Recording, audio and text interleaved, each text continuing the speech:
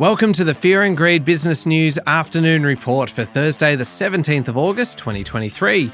I'm Michael Thompson. Every afternoon, we've got the 5 stories that happened today that you need to know about, so let's jump straight into it. Story number 1, the S&P ASX 200 closed down 0.7% to 7,146 points today, dragged down by those ongoing concerns about the strength of the Chinese economy.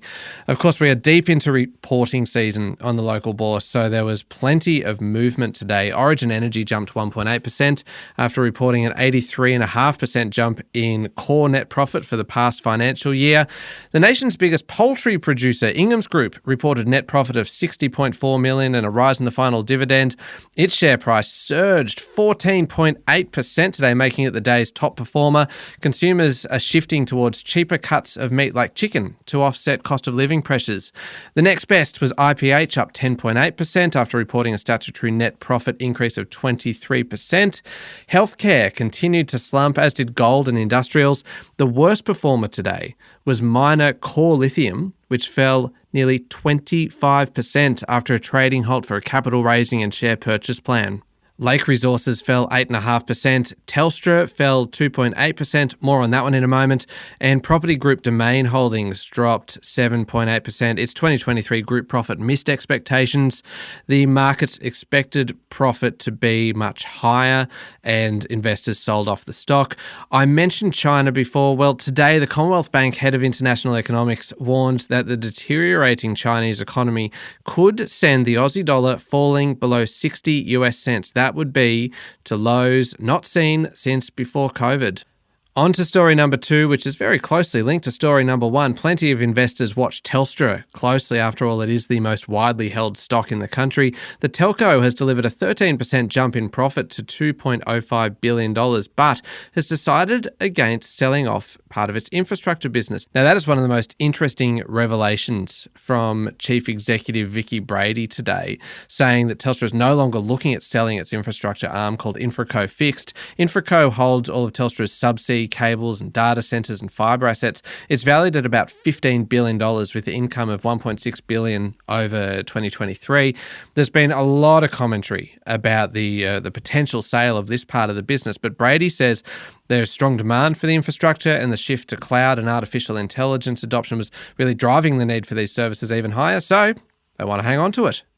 Story number 3, the Matildas. They might have lost their semi-final, but they will go down in TV ratings history. OzTam figures show that more than 7 million Australians tuned in to watch the game last night. That was the first time that we've seen a figure that high since the current rating system kicked in. Even more incredible, how about this? 11.2 million Australians tuned in at some point during the 90-minute game. Nearly 1 million were watching on Seven's 7 Plus app. Plus, who knows how many were watching in pubs and live sites around the country. Spectacular night. Shame about the result, but wasn't it fantastic to watch? Story number 4, Australia's relationship with India is going through an historic sea change with shared defence, migration, security and trade ties. That's according to India's External Affairs Minister Subramaniam Jaishankar. Prime Minister Anthony Albanese is set to visit India early in September for the G20 Leaders Summit. Now, Dr. Jaishankar spoke to reporters from The Australian in Delhi and said he was puzzled that the relationship between Australia and India had been undervalued for so long. He said he was bullish on the relationship and could see no limits to how it could develop. He also said India was confident in stepping up the scale of their relationship with the US.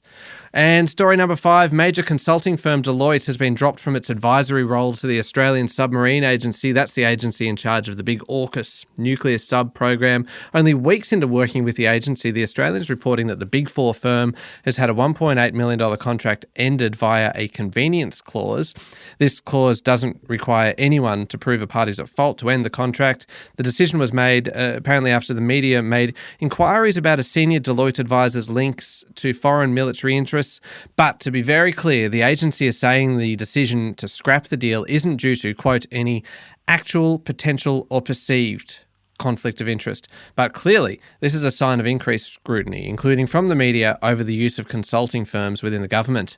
That's it for the afternoon report for Thursday, the 17th of August, 2023. We'll be back tomorrow morning with the Friday edition of Fear and Greed Business News. I'm Michael Thompson. Enjoy your evening.